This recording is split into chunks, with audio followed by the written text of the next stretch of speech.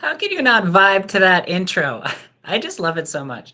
I am Sarah Weiss of Passion in Pickleball. Welcome to the Spanglish World Networks on Zingo TV channels 249, 250, and 251. You can download the Zingo TV app on iOS and Android app stores. Don't forget to rate and leave a comment. This app is free and is also available on Google Chromecast, Amazon Fire, Fire TV sticks, Roku, and Roku sticks, as well as all smart TVs 2016 and on. Welcome back to Passion and Pickleball, where we have incredible guests that I love to introduce to the audience, to everyone out there who needs to see why pickleball is so incredible and why so many people are so passionate about it and what's happening in the world of pickleball. And I also love to kind of share a little bit about mindset and the things that I do in life to find my success, find my happiness. And right now, something really exciting is happening in my world. I just got accepted to play at the US Open in the Pro Division. Woo! We're very excited. Me and JJ are playing mixed doubles in the Pro Division. So we plan to train our butts off. And that's going to happen once I'm recovered from my injury and he's fully recovered from being sick. So today was our first day back, training on the courts outside. Now we're in Minnesota here and it's the first week of February and we don't have snow. So we're training outside. But what are some of the things that we're doing to prepare for this huge, momentous event? This big tournament that could really open some people's eyes to us and give us some good support, because this year we're going to do a huge run in all pro events. So hopefully we can snag some cool titles and maybe have some success. One thing that I'm huge on that everyone knows is mindset. Mindset is it's everything. When you go see people like Tony Robbins, he talks about how success is 80% mindset and strategy and 20% mechanical. And I 100% agree with that. And everything that I've done has really come down to how I think.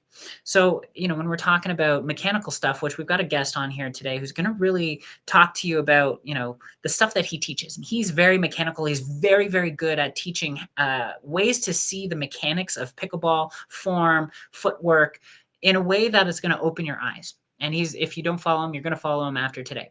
What I really specialize in is how to think on the court and off the court, preparing for the big things, the big tournaments, the big games. So something that I do, and you might laugh and think, oh yeah, whatever. Yoga is one thing that I do. And I do this as a morning ritual. And that's another part of this, is having a morning ritual, a strong morning ritual that when you wake up, you do the same thing, you create a structure that builds you instead of obviously distracts you or tears you down. So I wake up at the same time every morning, and the first thing I do is I go to the washroom, I clean myself up, and then I go and I do my yoga just here at home. Nothing crazy. I used to do hot yoga in a facility, and the difference between here and there, really there isn't much.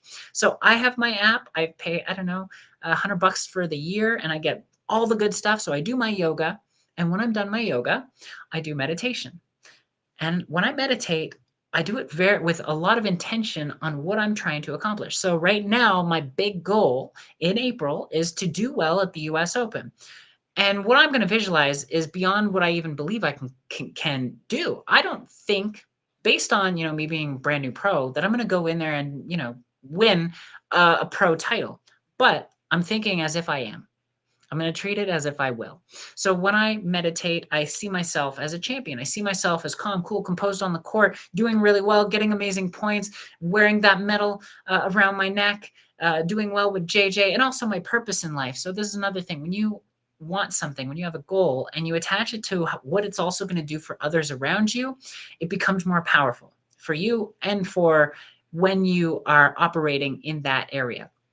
So I think about all the eyes that I'm going to open to, say, transgender athletes, and the good it can do, and the people that I'm going to meet, and the people that I can support, and the fun that we're going to have together, and the new relationships that are going to expand across the universe and create lifelong friendships. So I think about that stuff. I meditate on it. I think about the things that I'm grateful for. I put myself in a really good high flow state, a high energy state, and I do this every single morning, but every single peaceful night as well.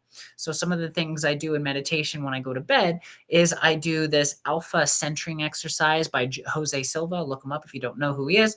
And I put myself into an alpha state, and then I start to visualize all the things that I'm working on. So that's a big thing. And I'm really vision building, what my goal is going to look like, what I'm striving towards, but I'm building myself in the current moment based off of gratitude, excitement, joy, the stuff that when you go onto the court, you want to have backing you up. I mean, why else do we play? We play because it's fun. It makes us happy. But I also know this: when I'm happy, when I'm loose, when I'm relaxed, I play better. When I'm tense, when I'm distracted, when I'm stressed, I make pop-ups happen and I get my boyfriend attacked.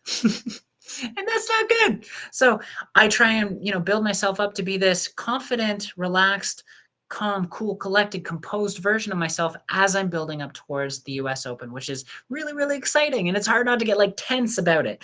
So the meditation is a huge thing. Now, for the people who are watching who are like, I'm not a big meditator because meditation's hard and my brain goes a million miles a second. What I started with was what I call micro meditations. 2-minute meditations a few times a day. We all have 2 minutes throughout the day. And this is what I recommend. If you're preparing for something, or honestly, I used this way before pickleball. I would take 2 minutes, like, I have 2 minutes right now. Take 2 minutes, start with a deep breath, then slow your breathing down, close your eyes, and visualize what you're trying to accomplish. One thing that I used to do when I was launching my coaching business was I would visualize a herd of people running at me with money in their hands, like, I want your services. And I would visualize that to kind of magnetize clientele. And I did that in 2-minute chunks. That was my meditation. I would do the breathing, focus on my breathing, focus on that. And then I would move on with my day and pick another 2-minute section. So I do that as well with pickleball. So with that, I'm really excited to bring on our guest, Will East. Will East is going to pop on any second now, magically. Poof. Will East, where are you? I'm just going to start to, there he is. Hello. Will East, welcome to the show. Hi. Good, good. So for those of you who don't know Will, he is an influencer online for what he creates in the pickleball community, which is incredible. He's got a great background to back him up. He's a former NCAA Division I tennis player. So yeah, he's one of those tennis players who and we all have had these experiences where we've trained so hard for a tournament. It's been years that we've been playing, and then this brand new tennis player comes and just beats everyone. He's one of those. So we're excited to hear what he has to say. He's also won multiple tennis state champs in the UK. He's with Pro XR. He's one of the top, that's one of the top pickleball. There it is, Pro XR. He's obviously a player and creator for them. He's got his own pickleball club in Wisconsin, and he's also very proud dog dad. Will, Absolutely. how are you today? I'm all right, apart from my somewhat troublesome Wi-Fi, but doing all right. It looks good. It looks good. You look good. Well, We're really happy to have you here. So the first question I always ask everybody, why pickleball? pickleball was my replacement for. I've just done so many sports for a long time. I've done golf. I've done rugby. I've done state for rugby as a kid, and then came to my late teens. Tennis was a pretty high national, and I found that the transfer to another sport was I needed it. I needed to get into another sport again because I was missing that. And I coached tennis professionally for a long time, and I was beginning to feel that horrible burnout where the one's passion has now become not so much of a passion, but more of a deterrent. And I wasn't enjoying it as much. And pickleball was a new start for me. I really enjoyed getting back into a new sport and learning a new sport and the challenges of learning that new sport. Do you find that the conversion from tennis to pickleball, was that challenging? Was it easy? Did you kind of pick up a paddle and go, this is no problem? Or did the habits from tennis kind of make it challenging to kind of convert? Yeah, so I had the problem where I've got an ego, and where that unfortunately that means that I want to hit the ball really hard. And in pickleball, that means that it doesn't always work. It just sometimes you look foolish. So I learned over time. I spent the first 6 months. Taking up the sport wasn't too tricky. That's not pickleball's challenge. It's not getting going. It's mastering. That's kind of the thing I always tell clients, that we're mastering this sport. We're not getting going. If you get going, then you're getting going. So I find that the transition was not too difficult to get go, but actual resist temptations of doing the wrong patterns, that was a problem for a while. Yeah, and being the banger. We all have those infamous bangers, especially, people like when I first started in pickleball, bangers drove me nuts. I couldn't hang with the bangers. Mm, Now, once you learn how to handle the speed and the power and how to hold your paddle out front of you instead of into your chest, you actually can handle bangers and you do these soft drops. I can do that all day and it's super fun. But yes. Oh, and Vicky, yes, thank you. Meditation is the key. I love it. It's so true. Do you personally do meditation or any of that mindset stuff that I like to speak about? I'm more into breathing, which is kind of meditation, on the court stuff. So I used to have a lot of mental issues when it comes to temper. I was one of those kids that you'd see a racket in his hand 1 minute, a racket over the fence the next. That was me for a long time, and that kind of went into my college days and kind of diffused about sophomore year. I kind of got on top of things, and I kept to be more forgiving of what I was doing rather than being so critical of myself. That really was a problem. I just was so overcritical that it killed the fun. Well, I got to say this, the pickleball court is a great way to let off steam. Maybe too much steam sometimes, but it's nice to, kind of get primal almost. I don't come from a Oh, sport background, so it's kind of new for me to get like animalistic almost. And, there's been tournaments like at nationals a couple years back where I was in the final match and I was tired and I had to like dig something deep in me, and I was like, "Rah!" I was like screaming, kind of, just to get animalistic out there to keep me going. Right? I'm yeah. assuming you've experienced something like that. Oh yeah, D1 days are aggressive. So I used to play in a big triangle. So we had Duke, UNC, and Boston, and NC State, all in the middle of where we were in Durham, North Carolina. So I was at a mid-tier D1 school, so not kind of crossing into the high realms of ranks, but still challenging and playing some of the best teams in the country. So yeah, that you have to get that way, and I missed it, and that's what I've got back again from playing pickleball. Is that I've got that fire again and that determination. It's fun. It's fun to get. Rawr. Awesome. What's your favorite thing about pickleball? Um, it has led me to restart, and kind of been a good restart mentally and also career wise. It's given me a chance to kind of start things new and be creative with what's going ahead because it's so new. It's such a wild west sport. It's fun to be to do something, be the first to create something or the first to build something in an air, like another club that we went to the club, but built something that no one's done before. And I love that. That's that kind of frontier kind of mentality. It feels good. It's so true. When I first started, all I saw was this blue ocean. Business people call it a blue ocean. There's not much competition. There's not much Yeah. happening. There's so much to do. It's not a red ocean where all the sharks are biting on each other. It's still so wide open. And I always see these creators, content creators, kind of pop in and out and stuff like that. You create content that is hard hitting, but also short and concise. If you haven't, anyone who's watching, if you haven't seen the Prince of Pickleball, that's his nickname, the Prince of Pickleball, he does amazing content, and it's inspiring because what you do is you simplify things. You make simple drills, and you really do it. You don't overextend what you're trying to teach. You teach it very concisely in a way that's easy to digest. So I want to thank you for that because I have learned from your content, and it's incredible. So what kind of led you to doing content? Well, I am dyslexic, so I am not the most technically gifted when it comes to writing clearly. I have been for a long time. I have my degree, but I got through college through hooking and crooking, as I always call it, because I just got through the best I could and got a moderately to GPA. But I'm dyslexic, so I don't particularly have a easy way of learning. So I found that keeping it as simple as possible really helps me as a learner because I'm just not great at it. I have to find unique ways of doing it. So when I do my style, I try and keep it as easy for me. If it's easy for me, it should be easy for everybody else because my brain is wild.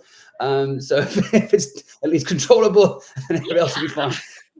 Yeah, as it feels like. So it's having it so that people can understand it and it's clear. I have a habit of mumbling, which is a mumble grumble, as I call it, which is something I'm working on. But that's the one thing that I've always tried to keep it clear, precise, and you can learn. Anyone can learn from it. You can be a 2.0, brand new to the sport. That's never played before, or you can be a 5-0 that is looking for that little bit of information that is a key that they're missing to improving of their game. So that's what I try and aim for. Not every time, but most times.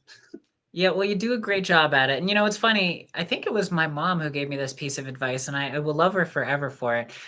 And it was that lazy people can become some of the most efficient people because they want to do the least Mm. amount of work to get the most amount done, right?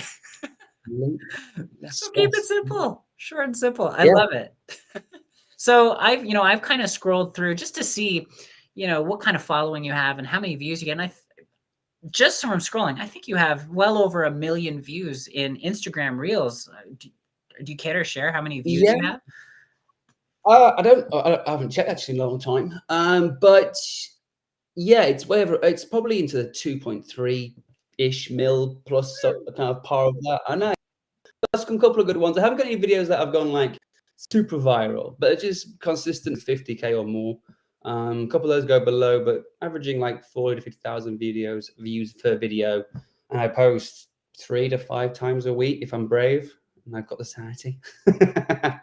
That's amazing. That's amazing. Seriously, congratulations. It's hard to create good content, even when you're passionate about it, and you got to stay consistent. 3 to 5 videos is a lot per week. It's work. You got to do the editing. You got to do the filming. You got to know what you're doing. You got to be prepared after you run out, or you think you run out of ideas. It's amazing. It's amazing. So we thank Yeah, you one for of the that. hardest challenges is trying to take inspiration from others and admitting that they are doing better than you are. And it's okay to do that. It's okay. Like it's for a reason, and try and see what they're doing and try and modify to try and at least get close to what they're doing. I see a lot of new people coming to the platform and they are awesome. And I am very jealous of their skill set because they're growing quickly. And it's fabulous. So it's always good to self-reflect. Again, you can say meditate in a way, self-reflect on what you are meant to be doing to get better.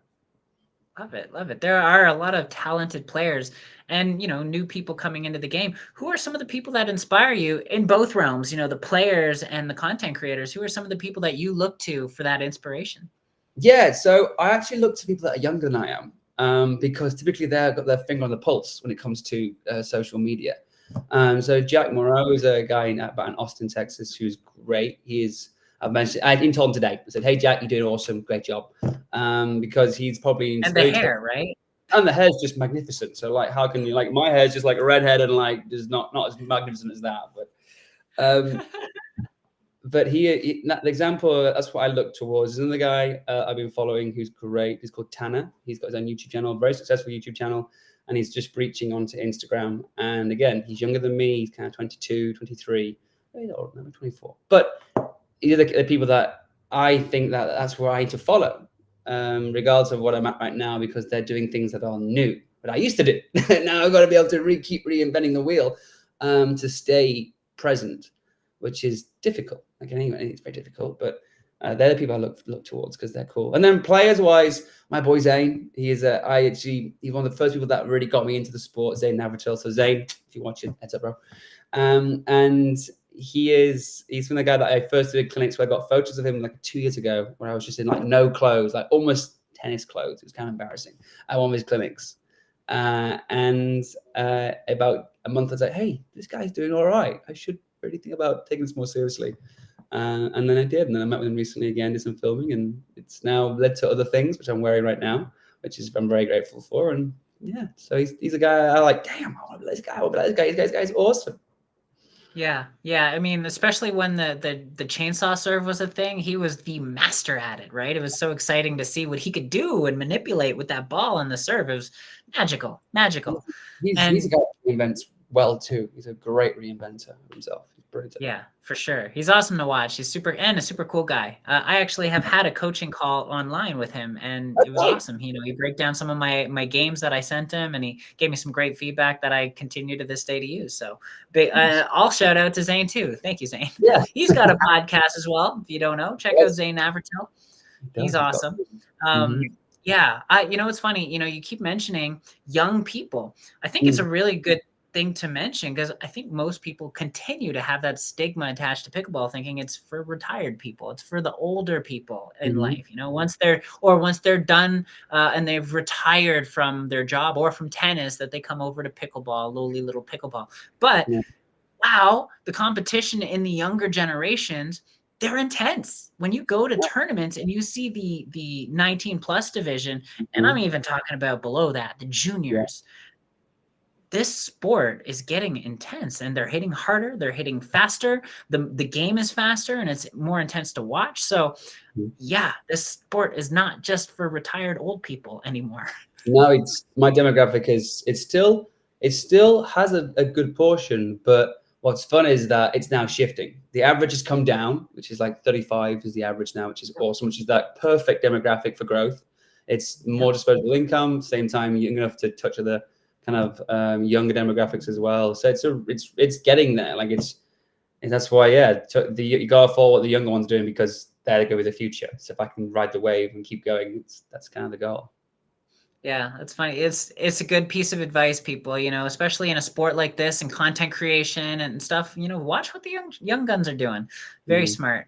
So do you remember when you started? Like what it was like what happened? Did you get invited to play and you're like, oh, pickleball? Like I was working at a country club, and I'd just come out of college, so I just finished, and I was very egotistical because you just finished college. You think, oh yeah, I'm still an athlete, and went to my country club. They had this crazy sport called pickleball. So I was like, okay, and these old geezer on the other court playing, and they're having fun. I was like, okay, I'll try this. I'll teach this a little bit. I'll try this, and then first game in, it was like 11-2. I was like, what happened? Where did this game go? What? What? So that changed, and I was like, okay, we'll go again. And then about 4 weeks in, I started to beat that old geezer, and then the other few, and then I got more and more involved, and then started to see that this is really interesting. And then went to my first APP in Chicago, and said, oh, I'll try this. Played pro, got a good draw, good draw there, and it kind of even let me go further. Um, but the amount of people that were there was absurd. It's like, why is there 1,200 people in a park? Why is that?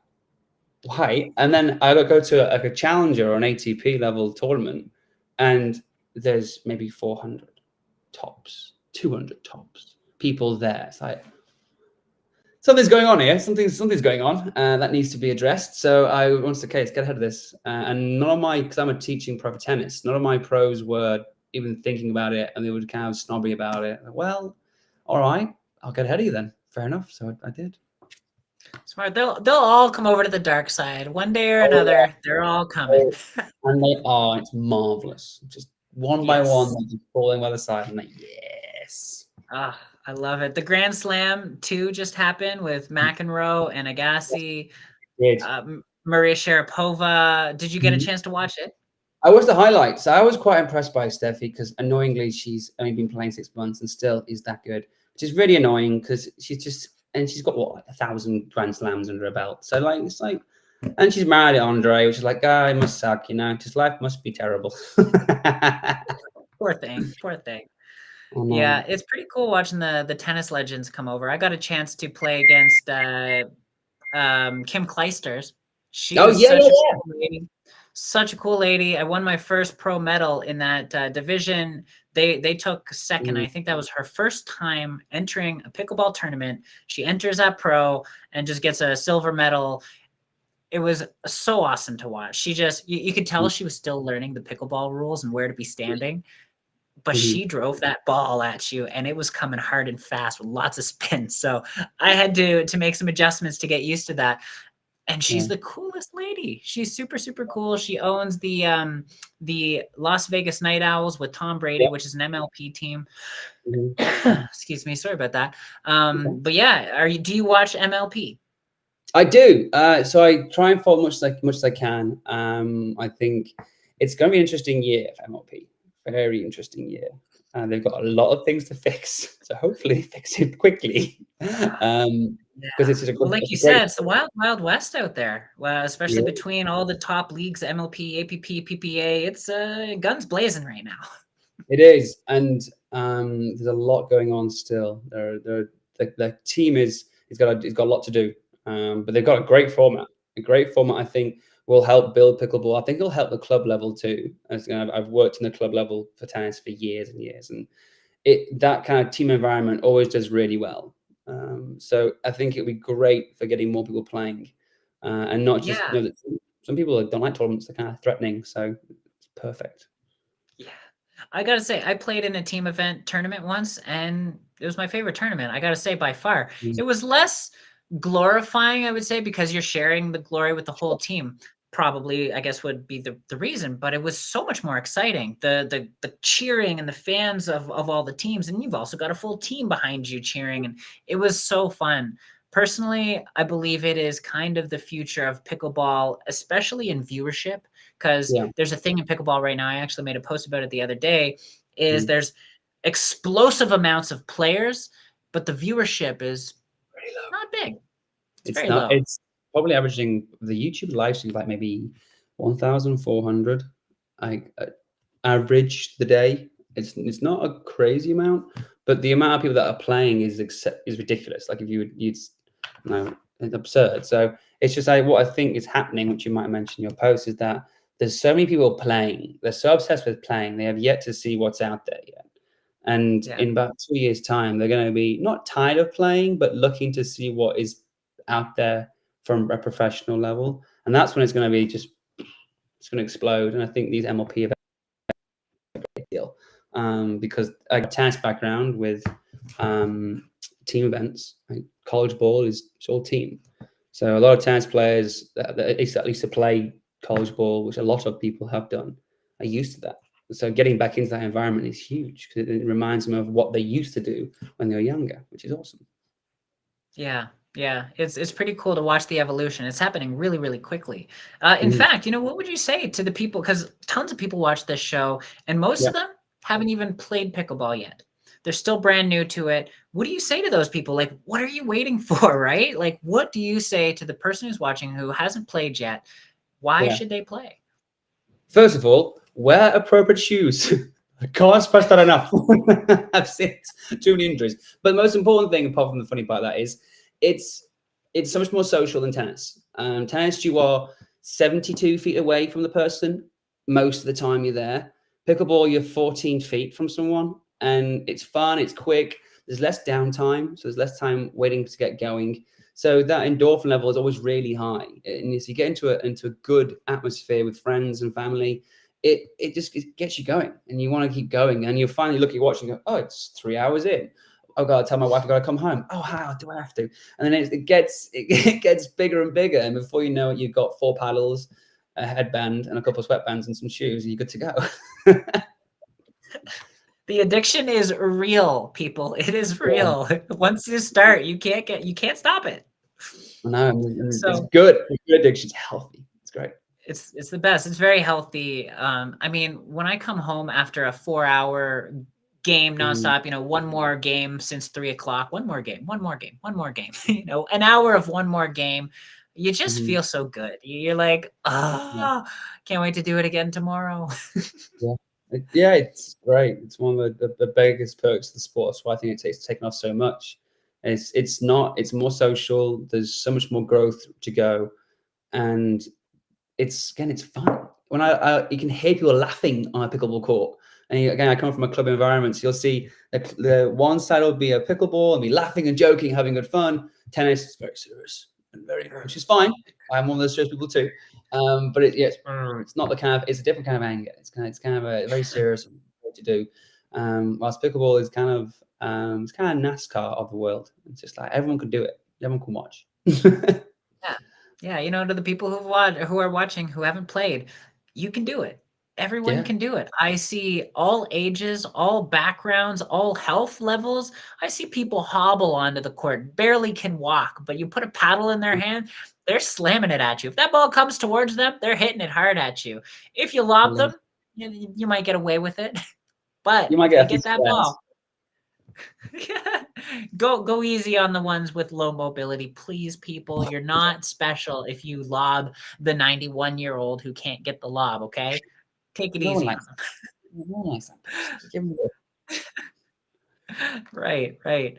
So, as a coach and someone who creates a lot of, tutorial Mhm. content on how to be a better player, what would you say? Yeah. The average player is probably around 3.0, 3.5. What would you say to them? What is, some of the most important things they need to know and or do to get up to 3.5 to 4.0? How can they improve themselves? Yeah, so there's a couple of things that are massive is movement. So movement is huge because it affects your balance. It also affects how you get to the ball and how you can build technique. So movement is massive. So being efficient with that movement is huge because then it just takes away one the chance of injury. If you're moving incorrectly, you're going to have a high chance of injury. So that's going to cause more problems down the line. It's also going to help you be less tired, so you can save energy to have more fun play pickleball. We want to play more. Come on, biggest thing. So movement's my biggest thing that I really recommend doing. And this is going to be cliche for a coach, but it is take lessons. It sounds ridiculous as a coach. Well, it's not really ridiculous, but it's take lessons because if it's someone that you know and respect, you can build so much more knowledge from either someone seeing you or even videoing yourself is a massive thing too. Video yourself, get a sense for what you look like. And then you're like, Mm, oh, that's not good. And then that is going to breach that ceiling. I see so many pickleball players get stuck at 3.5. And then the plateau, and they go better and they start taking a few lessons. And before you know it, it's like, oh, that makes a lot more sense. And it clicks and clicks and clicks. And then the improvement happens. You start smiling again and getting better. So they're my two big things: balance, which leads to movement, but also consider if you're really struggling. I mean, if you're really struggling, consider some lessons and just like a 4 or 5 block, a good coach, and just figure a way, how to get better from watching yourself. yeah, no, I totally agree. Again, I'm a coach and I have a lot of coaches come on here. And, before pickleball, I was a life coach who was coached by a life coach, powerful, powerful people. And it's about the shortcut. I mean, there's no shortcuts in life, is a saying. But honestly, when you're talking to someone who has made all the mistakes already, they can tell you Mhm. what to do and what not to do and how to do proper practice instead of just practice makes perfect. That old saying is Yeah. only this accurate.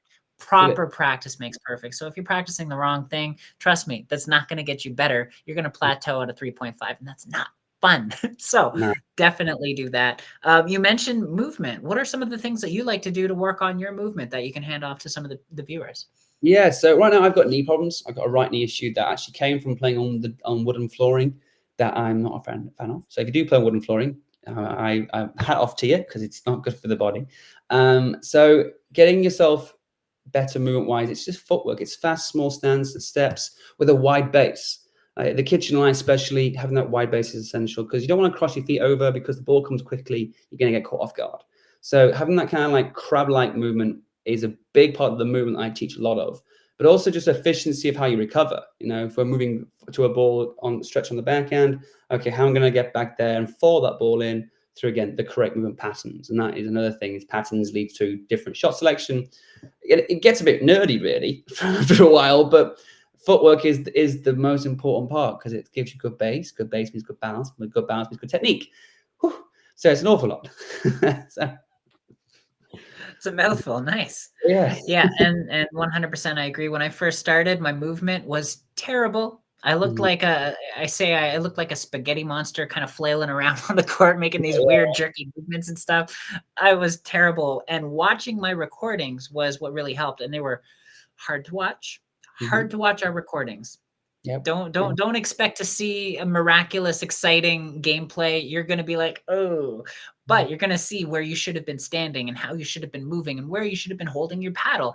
Very, Mhm. very important. So movement can be improved. So Yeah. definitely work on that. And when you see your recordings, you'll know that you're not moving. You'll know that you're kind of planting yourself and cementing shoes into the kitchen line. So definitely want to see that. Now, what would you say to someone who's like 4.0 wants to get to 4.5 and beyond?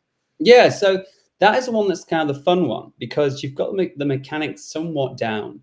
I teach a lot of players that are kind of 4 and like they're trying to get better. The hard part is repetition of patterns. So you see what Ben Johns do and Anna Lee and all these big time pros, even you say Deckel at this point now is getting up there with Tyson.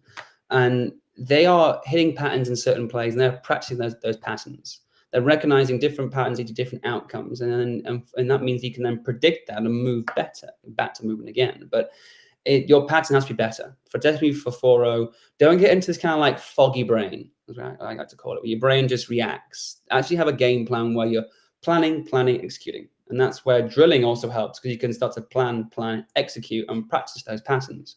So that's what I think what really helps a lot of my players is the recognizing, okay, if you've placed me here, what is your option next? What can you do next? Okay, how can we draw that shot and that weapon into your arsenal?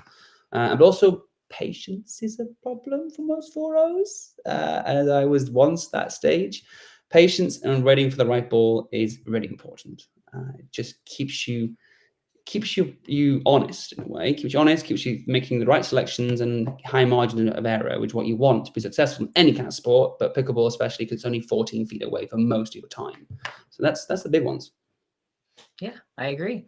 And you mentioned patterns. That's huge, which is a lot of, you kind of learn them as you go. But do you have a resource that you look to find patterns, to be taught patterns, or do you yourself teach patterns? Yeah, so I do a couple of drills. I've got maybe 50 plus drills I've built over the last kind of 2 years. And they're all little drills that some of my Instagram videos, so if you ever do follow me, guys, it's on there. And there's little patterns, little drills that I do that build those patterns. And then the example, I've got a drill where it's called four corners, where it's where you put a triangle on all a corner of each of the kitchen. So the four corners of the kitchen. And you're trying to, in a doubles variant, trying to hit those corners. Prime example, because if you start to hit that corner and push that opponent off the court, suddenly that court goes from being really small to quite big, because there's one more angle to work with, so more space, but also there's more holes, so you can attack. So that's a prime example of where drilling, like just like that, you can practice those patterns and work on certain shots that expose other things later on, which is the fun part. Awesome. Well said. Well said. Last question in that line of questioning. You've won a lot of gold medals at 5.0, and you've played some pro ball. What do you say to get to 5.0? Now we're really fine tweaking. What do you need from a 4.0 standpoint to get into that 5.0 and start winning gold medals there? You need to start playing 5.0. It's the hardest thing. A lot of people say, yeah, I'm a 4.0 trying to get a 5.0. I want to get there. Well, go and play. Like, put yourself in an environment. So there's the APP, which I think is a fabulous organization for getting people to playing in events and getting used to that environment. I call it it's kind of not the minor leagues, but it is the league that filters up to the PPA and the MLP. But it's really, really important. So I know the APP is based out of Chicago now, in Florida. Boom, now in Florida. But it was in Chicago recently. And check them out. Try and get yourself into one of those events and try it out and see how you feel. Because once you get the idea of the level you need to be at, then you can start to think about, okay, where am I going wrong? And then you can go back to your rec games with your coach and work on those aspects. But a lot of players kind of get the fear of, yeah, I want to do it, but well, I don't want to do it. And once you get in those environments and start seeing how to get better, that's when things become more. You go from a 4.0 to a 5.0, and the hard part is the next challenge is, okay, where to go from 5.0, and that's the same thing, but it's just more money. Still more money. Yeah, you gotta have the cheddar. You gotta Yes, have that if you want to play at the higher levels. Yeah. you do, or at least the help. And so I think if you can try and get one tournament every 3 months, that's at a 5.0, it's either APP or even the PPAs, if it's local to you. There's enough going on now where you can find things that are local to you, and try and go for that. Just for a year, start there and just see where it takes you. And then if you get your butt beat, you get beat. That's okay. But if you're not losing, you're not learning. So winning, you win, but losing, you learn. So that's kind of where I always say that you have to lose to win. Yeah. Yeah. The biggest winners in life lost way more than you'll ever lose, So I couldn't agree more. It's funny because when you ask a coach certain things, they'll usually give you, well, they should be drilling more, they should have a good drill partner, they should be practicing transition zone and resets. But I love what you said, because it is how I have grown so fast. I've jumped beyond where Yeah. I thought I should be playing. I'll get a silver or a gold in a division, and instead of staying there for the full year and getting a bunch of golds there, I'll move right up. And Yeah. of course, I suck right off the bat. I'll go 0-2 for the first 1 or 2 tournaments, but then I start winning. And then, months down the road, I start to hit that podium again. As soon as I'm hitting that podium, right up to the next level. And that has had me propel quite quickly. So that is a really, really good piece of advice. Being able to play, because one thing for sure for most people is you're not going to have all the greatest talent in your area for the most part. So No. when you go to these tournaments and you play these high level leagues, you're going to play some of the best pickleball you have the opportunity to play. And you're going to Mhm. play against players you're not typically playing. So they're going to challenge you in ways you haven't experienced yet. The Yeah. only way to get that is to go above and beyond where you think you belong and Yeah. experience it so you can learn what shot is kicking your butt, what how people are pulling you off to the corner like you're talking about and opening holes. Especially if you record this and you watch how you got picked apart, you're going to be like, I ain't letting that happen again. And you're going to Mm. go drill it. Yeah, it's also dealing with pressure, which is kind of a fun one. Is that rec games are wonderfully fun. If you want to get better, it's low level pressure. And I had the pleasure of playing with a guy regularly called Dave Weinbach, who's one of the kind of goats of pickleball, really, the original ones at least. And him in rec and him in a real tournament is very different because when the pressure's on, that's when he's used to it. He's used to that pressure. But if you don't go out and play in those environments, you'll never get when you finally do play in it, and you'll just capitulate, you just fall apart because there's too much placed on you. You're not used to that pressure over and over again, which makes you mentally tougher.